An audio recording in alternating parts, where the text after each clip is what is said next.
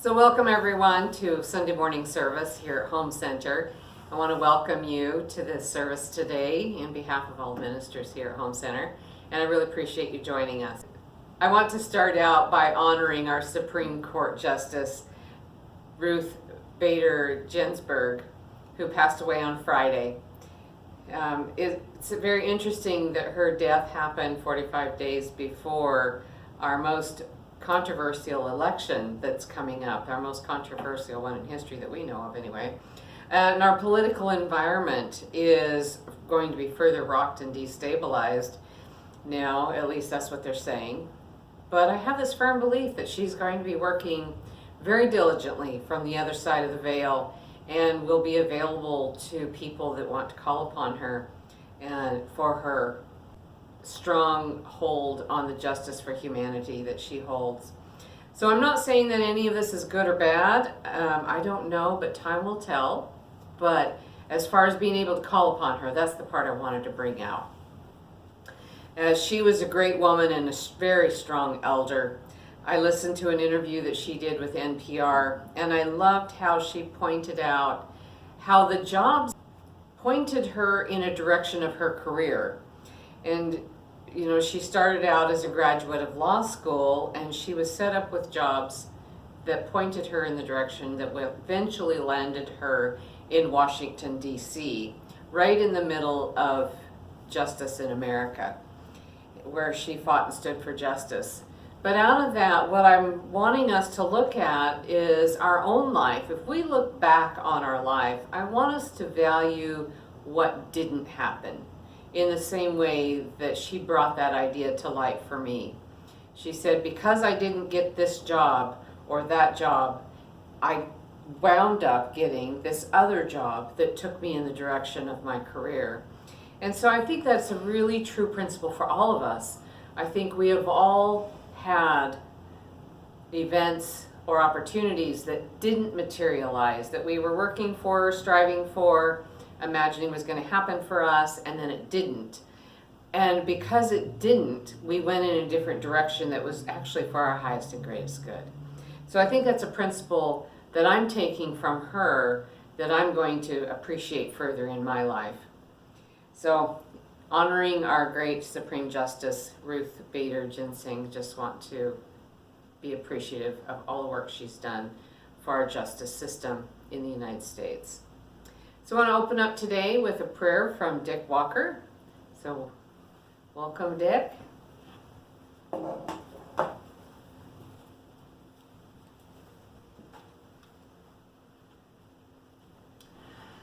Good morning. Our Sunday morning prayer has been prepared by the Home Center Ministerial Team. Our Reverend Joe Pinecoffer is our Minister of Prayer.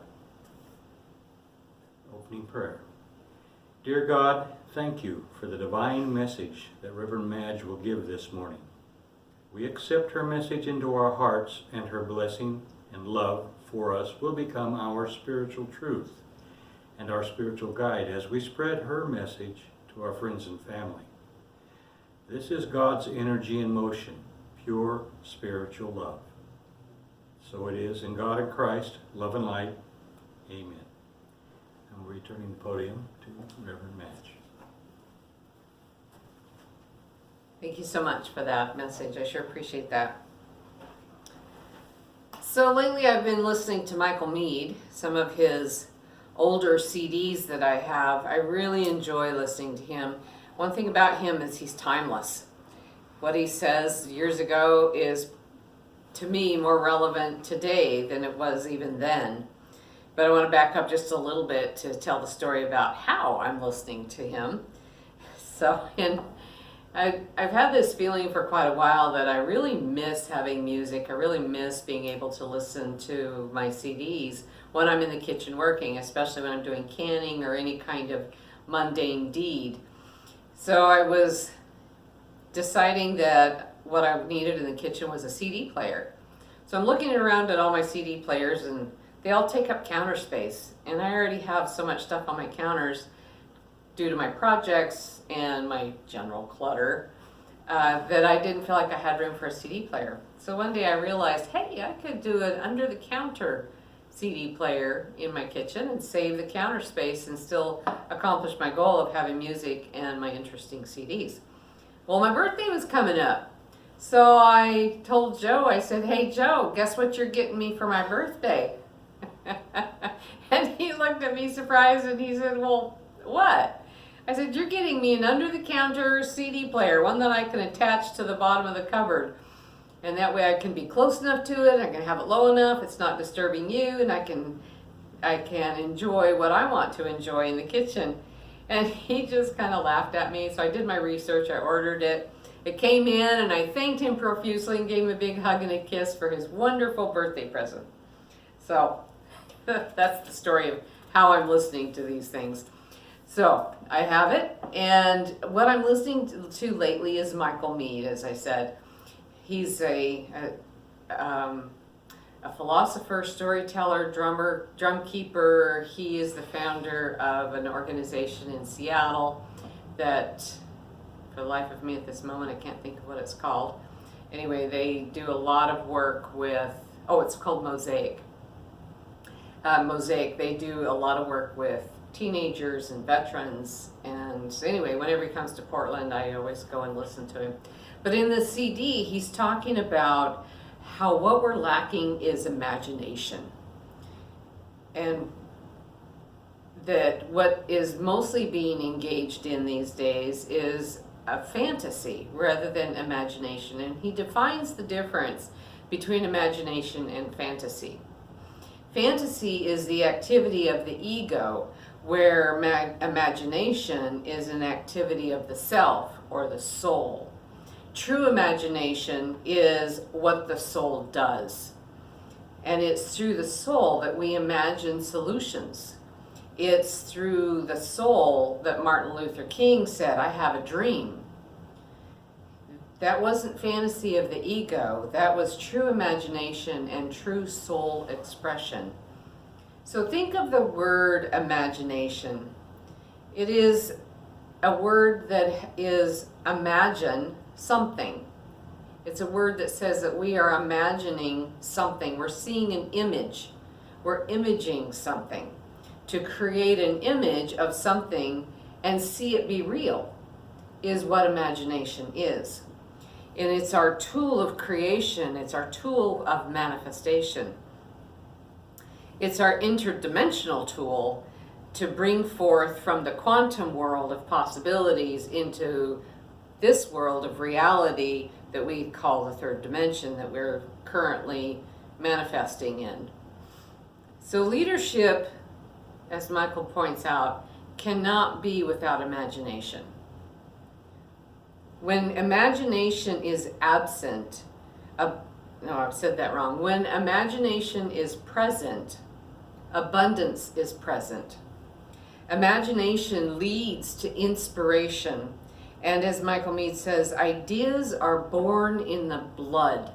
When imagination is engaged, you have the ideas in your body. You have the ideas in the flesh. So you truly embody the imagination or the inspiration in your body. He says it's like standing up. Have you ever had this idea that was so embodied in your body that you had to stand up? It's like, oh my gosh, you lunge forward when you get something that really embodies you.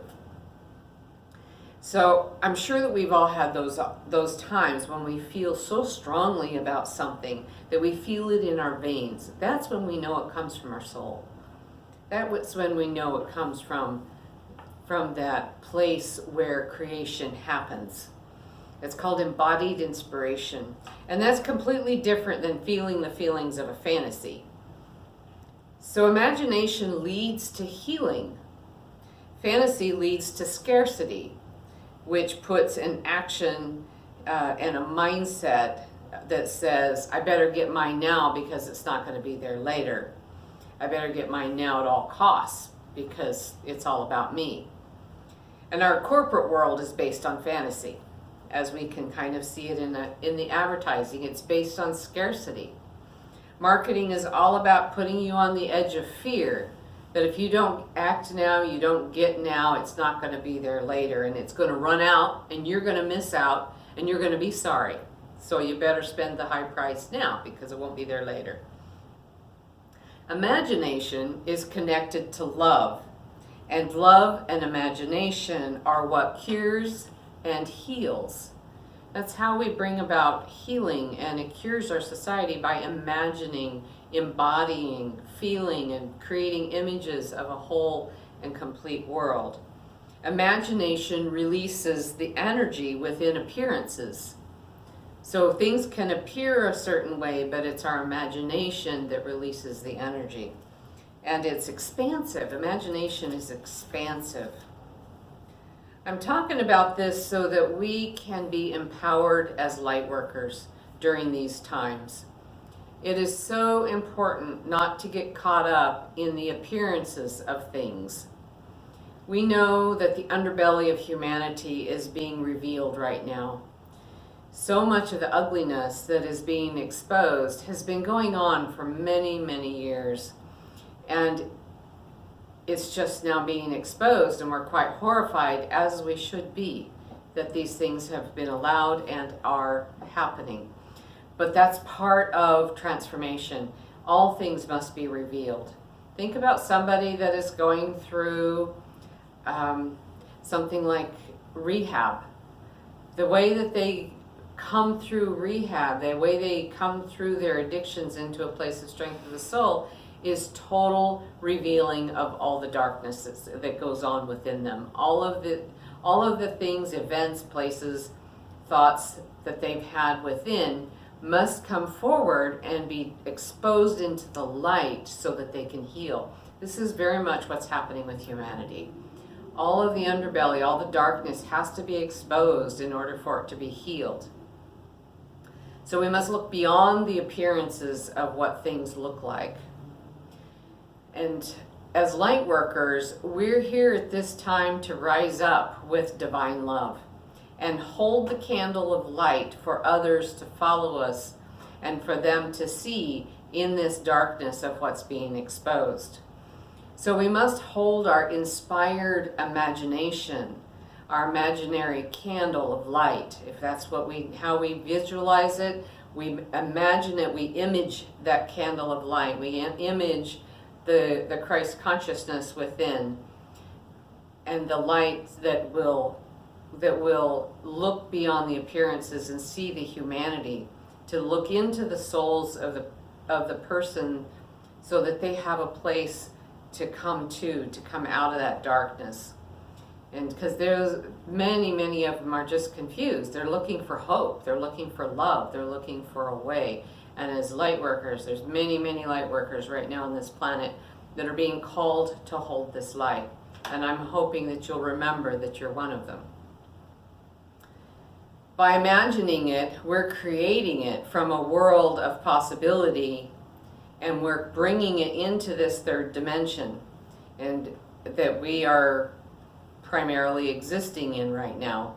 We know we're elevating, we know we're rising into a higher vibrational frequency, but what is being manifested or being exposed of in the world right now is third dimension. So we need to hold that light so that they can rise above it, and we can rise above it. By holding and creating this image, we're drawing that light of love, the divine love, to us, and we're evolving into the next evolutionary advancement of humanity that's trying to emerge.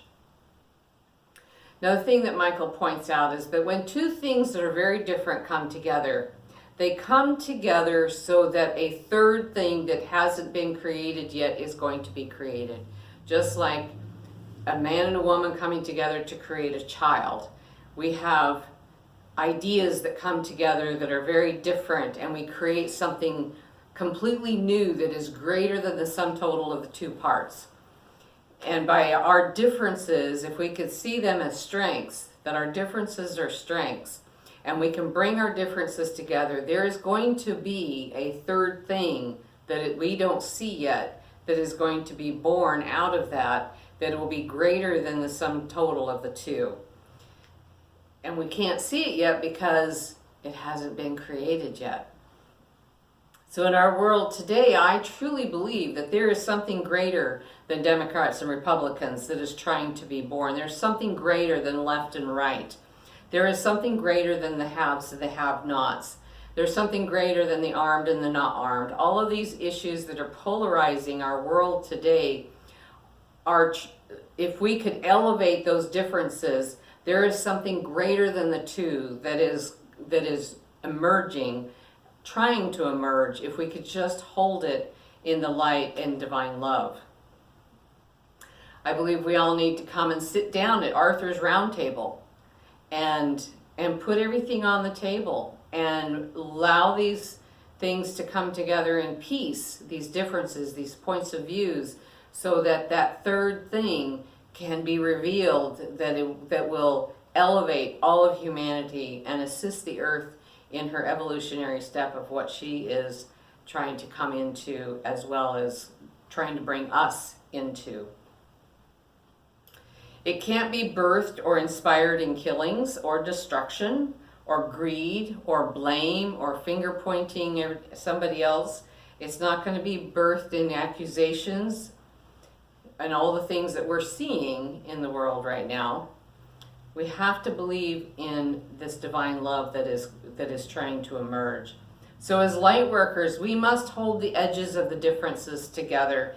We must hold the edges of the fabric that is tearing humanity, at least in the United States, that is tearing humanity apart, and pour light from the divine into this tear, so that it has a chance to be filled and continue to fill the hearts of humanity and fill the hearts of the people who are confused and looking for hope.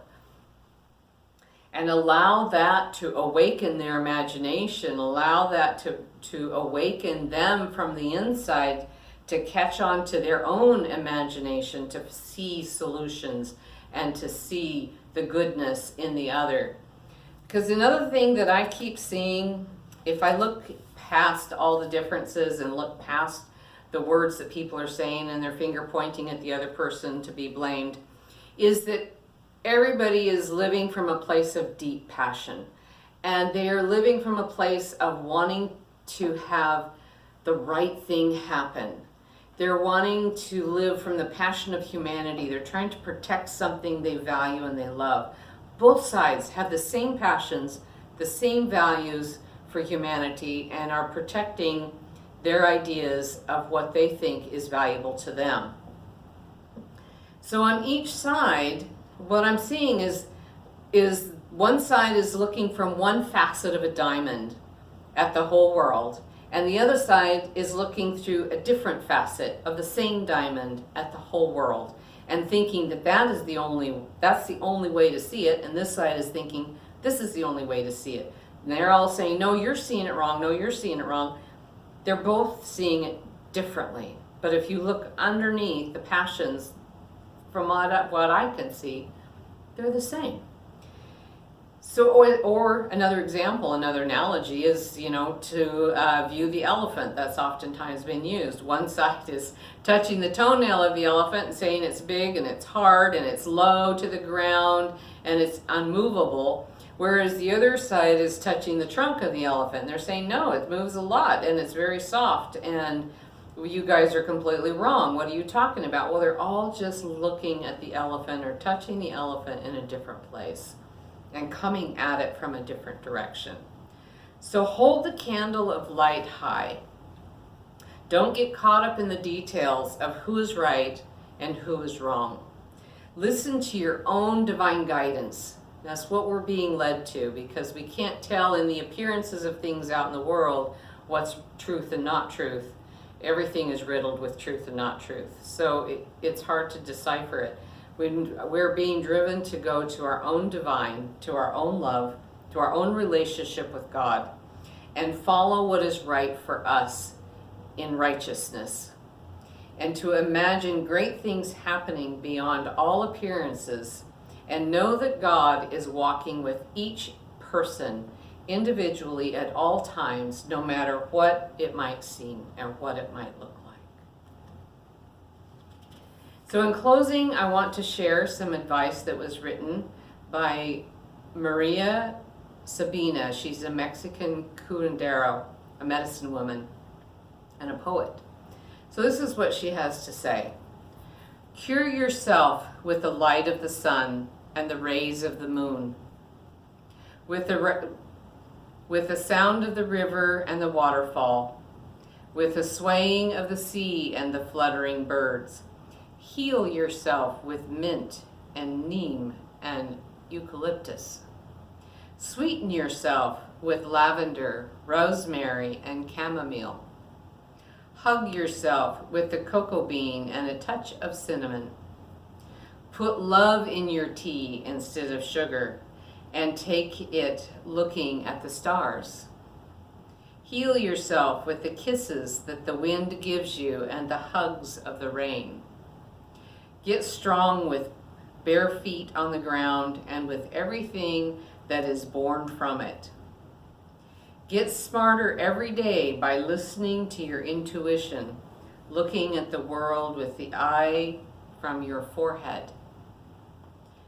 Jump, dance, sing so that you live happier. Heal yourself with beautiful love and always remember, you are the medicine. So thank you so much for being with me today. I hope that this inspires you and helps you remember that you are an absolutely beautiful and very special being. And it's our time to shine. It's our time to shine our light and hold our candles high. And don't waver from the path of the divine. Many blessings.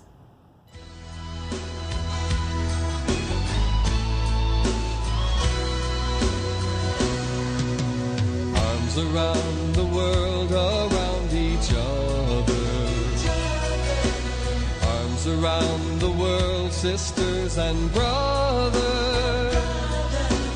Arms around the world and we discover. Arms around the world, there is no other.